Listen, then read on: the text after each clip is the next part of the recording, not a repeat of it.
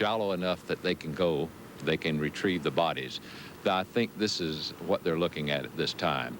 They're hoping at least a core of the vehicle did remain. However, we did not see anything but a lot of debris coming down. The two pieces that you see on the videotape, the largest pieces that remain, were the two solid booster rockets. All right, so you would have expected, if the orbiter, if the Challenger came down intact, you would have expected to see it, at least in that long-range television shot, after the explosion. That's correct, Steve. And you did not? Nobody did? I did not see it. I don't think anyone did. Tom, this is your best chance to ask a question of the man who knows more about all this than anybody else. He's here. He has to go back on the radio. Jay, we've been down there a lot together and separately. There was no indication whatsoever that they were going to have any trouble with this launch today. Was there any feeling going on at the Kennedy Space Center that, in fact, that they may have been pushing the civilian program a little too rapidly? Civilian side. Question is, were they getting the civilian flights personnel too quickly? Well, Tom, I don't want to be unfair to the people here, but the thing that you have to realize is that they were going for 15 shots this year, and a lot of the old hands that were here through Mercury, through Gemini, through Apollo, that guarded this mission, that were very careful. They made sure that everything was absolutely correct before they flew. They're gone. It's a new face that's in here today that's flying the shuttle, and they are doing them. They are talking about doing 24 a year and even 36 a year, and they're gearing up to flying with two pads, to flying these four spacecraft at all times, keeping them in the air. So there was a little sense of, yes, you are rushing it too fast. But again, we go back to the fact that the computers okayed it all. Everybody okayed it all. It was good until it went bad. It was good until it went bad, and no one knows what happened. And who can say that if they were flying 6 months apart, that this would not have happened? Jay, thank you. Tom, we don't know any more now than we did approximately an hour and a half ago when we first began to understand the scope of all this. When we do, I guess we'll be back. Thank you very much. Steve Delaney and Jay Barbary at Kennedy Space Center at Cape Canaveral, Florida today. And with me now here in our Washington studios is Marcia Smith. She's the executive director of the National Commission on Space. It's a presidential commission. Yes, it is. The future of space does not look very promising this afternoon, Mrs. Smith. Well, this certainly has been a terrible tragedy. We're not sure quite what the implications are going to be for the long-term future right now. Depends on what the problem was, what caused it. But wouldn't you expect that there would be a public outcry for the shuttle program to shut down for a good long time until they're absolutely certain that all the glitches are out of it? We've had delay on launch now. We've had weather problems, of course, that have caused some of that, but there have been little problems along the way, and now, tragically, a 7-person crew has been lost. I hope that there is not a national outcry to shut the shuttle program down, and I'm quite confident that NASA would not launch again until it was quite certain that there was no danger to its crew. So I think that NASA will follow the procedures that it has established for these types of tragedies, as they did at the Apollo fire back in 1967.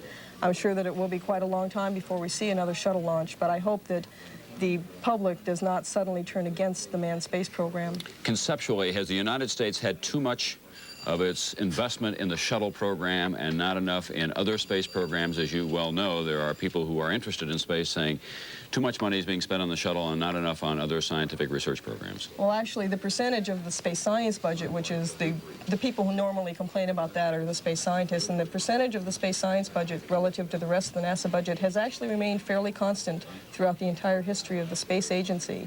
Now, that's beginning to change now because the operations costs of the space shuttle have become so large and space science programs are now getting cut back. But I don't think it would be fair to say that too large of a percentage is being devoted to the manned program. We are in a numbers crunch in terms of the budget in this country right now with Graham Rudman and other programs coming along to cut things back.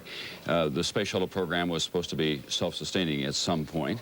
That is, the private enterprise would be able to carry the load because of the experiments that were conducted in outer space. That now has been delayed. So there's going to be a real budget crunch, isn't there, for the space program? It's unclear. A lot of the budget costs in NASA's budget are for operating the shuttle. If we don't have shuttle flights for a year or so while they're investigating this accident, then that money, it may go into redesigning whatever piece of equipment went wrong on this flight. But it could be, in that sense, you know, as terrible as this was, that may be one result of it, that NASA does not have to spend so much money on shuttle operations in the near-term future. I would not think that that would last very long, however, so I don't think it will have much effect on the split between the unmanned and the manned programs. Do you think that as a society that we've just become too sanguine about space and space launches, that we think that nothing can go wrong because they always seem to go right? Well, I think that NASA has a very impressive record on manned and unmanned launches, and perhaps we become a little too complacent. These things are dangerous. The astronaut crews certainly recognize it. It's a risk they're willing to take. Marcia Smith, thank you very much for being with us. Thank you. It's hard to know at this time, of course, what the political fallout is likely to be, but my guess is that one result of this explosion today on the Shuttle program is that the critics of the President's Strategic Defense Initiative, the SDI or Star Wars program, will use this as one more example of just how wrong things can go in space, and that you can't count on a Star Wars or SDI kind of program as a fail-safe defense against an incoming nuclear attack. So that will be part of the equation as well. Here's what happened today, about 1 minute and 15 seconds at about 5 miles up, downrange about 18 miles from the Kennedy Space Center. Here is the launch once again. For those of you who are just joining us, solid rocket booster engine gimbal now underway. T-minus 15 seconds. That's the external tank, the orange tank that you see in the background, and we believe, based on our own speculation, that that may have been the source of the problem. It fuels those engines. Those are the main engines at the bottom of the spacecraft, which is a kind of engine with an airplane with short wings. Everything is normal here. The 25th Space Shuttle mission, and it has cleared the tower. Roger, roll, Challenger. Good roll program confirmed. Challenger now heading downrange. I'm waiting. I got the Russians and the insurance. Engines beginning throttling down now. Those are the solid rocket boosters, the long white rockets on either side. They are supposed to separate, and then they are recovered via parachute, and the plane, the space shuttle itself, goes on into orbit under normal conditions. Engines at 65%, 3 engines running normally, 3 good fuel cells, 3 good APUs.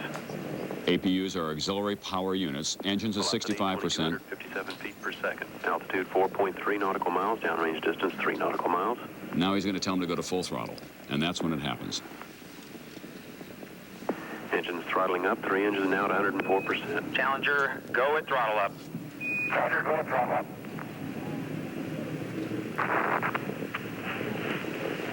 1 minute 15 seconds. Velocity 2,900 feet per second. Altitude 9 nautical miles. Downrange distance 7 nautical miles.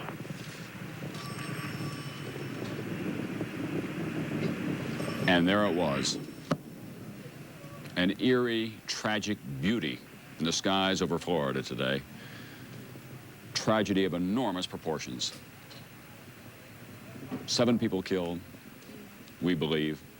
Their families obviously deeply affected, as is the nation, as is the space program. Here it is in slow-mo. It's hard to imagine that anyone could have survived that.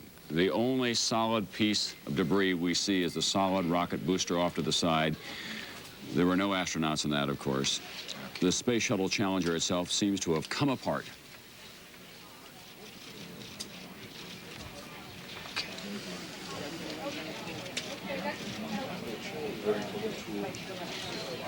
Debris fell into the ocean.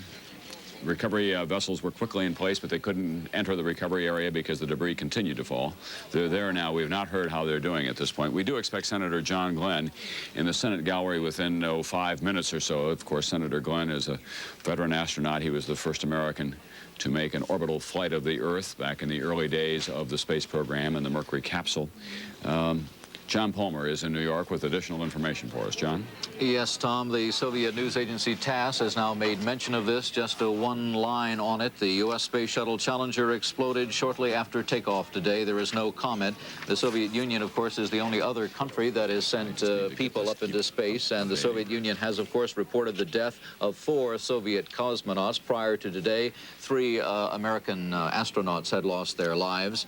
There is this word, according to a spokesman for Lloyd's of London, all of the crew members of the shuttle flights are offered the opportunity for life insurance, written by Lloyd's of London, and a spokesman for Lloyd's of London says that only one of the astronauts, and that was Krista McAuliffe, the school teacher, took advantage of that life insurance. She took out a policy of $1 million on her life. She, along with the other 6 members of the Space Shuttle Challenger, now presumed to have been lost. Shortly after 11:30 this morning, when the Space Shuttle Columbia exploded about a minute after launch from Cape Canaveral. Let's go back now to Washington and Tom Brokaw. Tom? Thank you, John Palmer. There is a problem, and we hope before the afternoon is out to deal with some people who will be here to help you as you deal with your children. We hope to have a child psychologist because a lot of children have been watching the space program, including the students of Krista McAuliffe. Now at the Senate Gallery on Capitol Hill, Senator John Glenn. But the people that were on the flight today carried our hopes and dreams along with them, and they'll live forever in our memories. And I guess that's the best tribute we can give to them. Our prayers, our sympathy, our condolences go out to their families and friends. And I guess that's about all we can say about them right at this time. It's been an amazing success story up to this very tragic accident today. I think this was about the 56th or 57th manned mission, where we're dealing with new complexities and speeds and powers that man has never used before. And we had hoped to push this day back forever, but that was not to be, and we all, I guess, intuitively knew that. So today we don't want to repeat, that's for sure. Senator, what effect does this have on a space program or any sort of flight test program when something like this happens? Oh, it delays things, of course, because there will be a very complete investigation. Our view of what happened this morning would be only speculation at this point, although the very slow-motion pictures I saw on one of the channels a little while ago seemed to show the first light coming out of one of the solid rocket cases. Whether that'll turn out to be the cause of the difficulty or not, I don't know. But I wouldn't think that this was... You know, what it'll do to the program or how much it'll be set back will be dependent on the investigation. Was NASA trying to push too hard on this, Senator? No, I don't think so. If there's one thing NASA has not done all the way through, it is take a chance on cutting corners. And we've grown accustomed to success. And it's been an amazingly successful program so far. You know, I remember one of the TV commentators, I won't say which network, but one morning talking about when there was a delay, commenting, when are we going to get turn this turkey into an eagle? We'd become so accustomed to getting these things off on time that safety was obviously being, at least in that commentator's mind, was being given short shrift. Why aren't we running these things like a regular airline schedule? Well, the fact that NASA has not done that. They've run it with the idea of safety first and foremost, and that's been the way it's been operated ever since the days when I was in that program many years ago.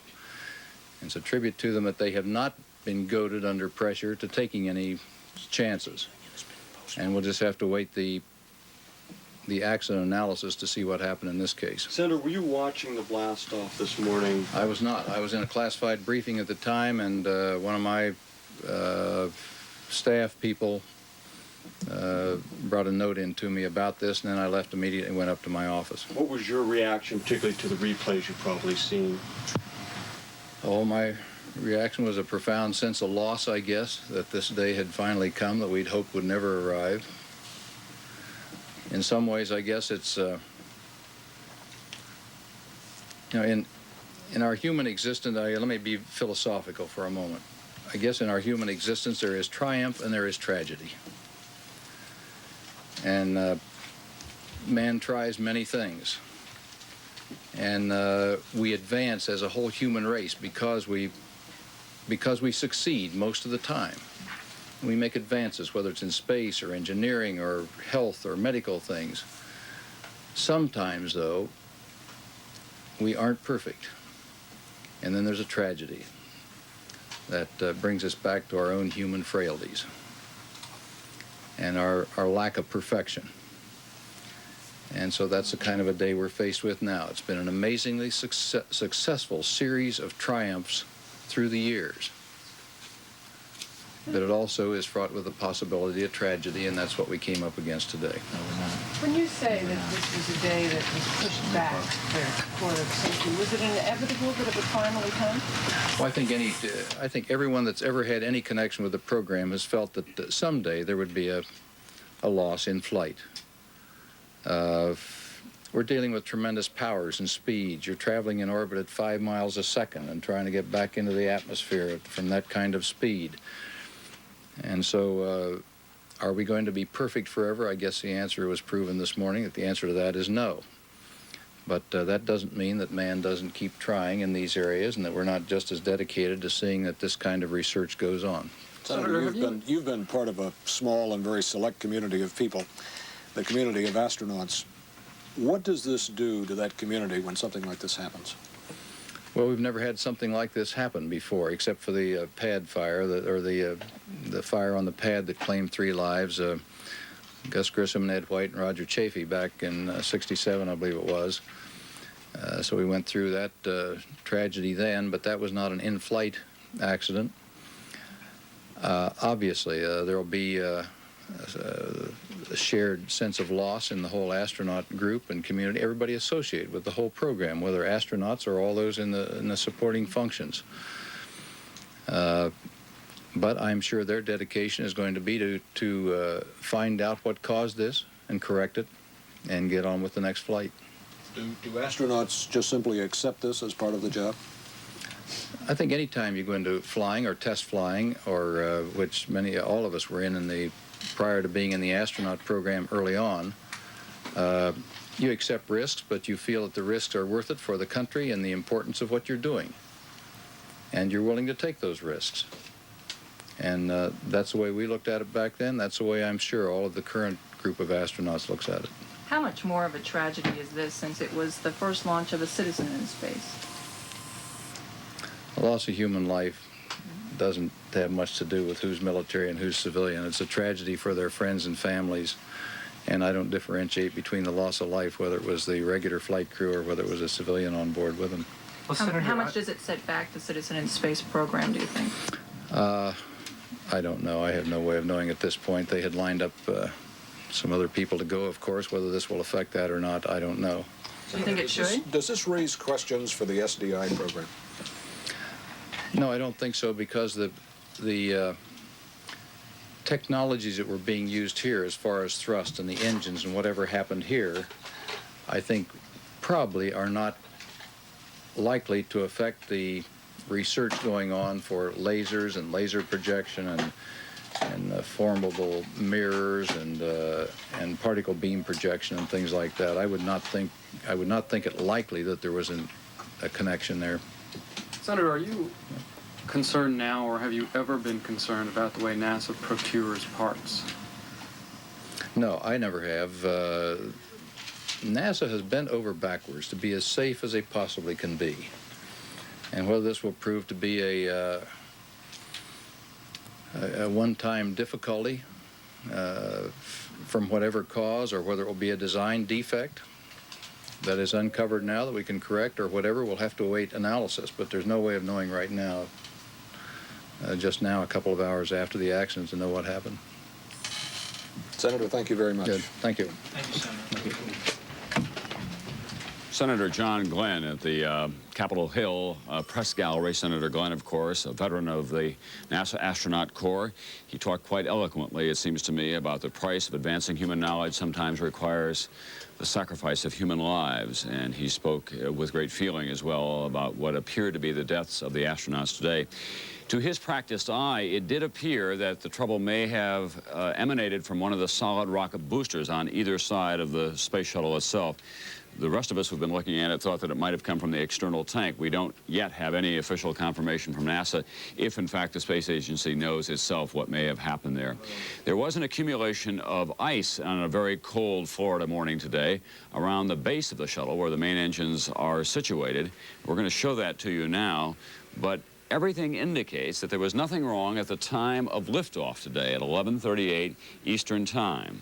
They had been worried about weather earlier on in case they had to make an emergency landing at the Cape. There were stiff winds yesterday, for example. This is the ice that accumulated at that time. Whether that had anything to do with it, we don't know. We're just trying to show you as much as we possibly can about what was going on there. before this accident today, before this terrible tragedy. For those of you just joining us, it appears that all 7 astronauts aboard the Space Shuttle Challenger were lost when it blew up about 1 minute and 15 seconds into its flight at an altitude of about 5.5 miles altogether. Krista McAuliffe, the school teacher from Concord, New Hampshire, was on board. Her husband and 2 children were watching at the time, along with her parents and members of her 3rd grade class carrying a banner that said, "Go, Krista, go." Frame by frame now, this is what happened. That is the shuttle at the bottom half of the rocket apparatus. Now the explosion begins.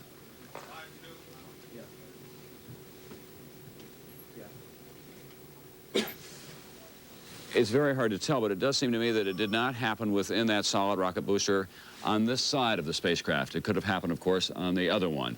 But there is the possibility as well that it might have happened with the external tank. That is the big tank, and we're going to repeat some of this for those of you who are watching us continually here, because we know that people are just joining us along the way. But that big orange tank is, in effect, a bomb. It is a large vessel carrying 560,000 pounds of highly volatile oxygen and hydrogen. It feeds the fuel to the main tanks, which are at the bottom of the space shuttle itself. And as they went to full throttle, from 65% power to full throttle, 104%, it was very shortly after that that the explosion occurred. So it does appear that there may have been some connection between going to full throttle and the explosion itself. And given the size of the explosion and the fact that we saw one of the solid rockets peel off to the side, it appears that that's where it may have happened. At the White House now, Deputy Press Secretary Larry speaks. The State of the Union address that was scheduled for this evening. He will address the Congress and the American people on next Tuesday. The President, in addition, has asked the Vice President to go immediately to Cape Canaveral's Kennedy Space Center, along with the acting NASA Director, Bill Graham. The Vice President will carry with him the President's personal concern for those courageous Americans who were aboard the Space Shuttle. In addition, the President will speak to the American people from the Oval Office later this evening regarding this tragedy. The President, since learning of the tragedy shortly before noon, has conferred with Don Regan, who in turn consulted with Speaker Tip O'Neill and Senate Majority Leader Bob Dole. They concurred in the President's decision to delay his State of the Union. A few moments ago, the President met in the Oval Office with NASA Director Graham and instructed him to fly to the Cape with the Vice President to begin an effort to find out the cause of this tragedy. And then the President said to go forward with the nation's space program. The President said, and I quote, "These people were dedicated to the exploration of space.